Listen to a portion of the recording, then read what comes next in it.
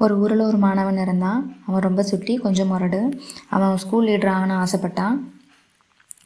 அவன் ஸ்கூலில் இருக்கிற மாணவர்களுக்கு அவனை பிடிக்காது. ஏன்னா அவன் பட்டு பட்டுன்னு அடித்து போடுவான். ஒரு நாள் அவன் ஸ்கூல் லீடராகவும் ஆகிட்டான்.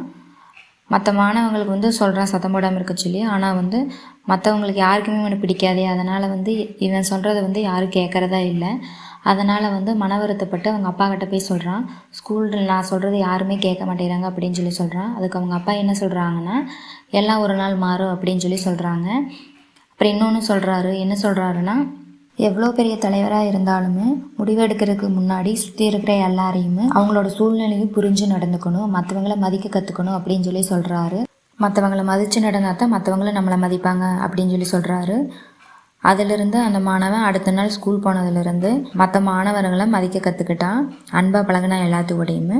மற்ற மாணவர்களும் இவன் நடந்துக்கிறத பார்த்துட்டு மற்ற மாணவர்களுக்கும் இவனுக்கு பிடிச்சி போய் அவங்களும் மதித்து நடந்துக்கிட்டாங்க.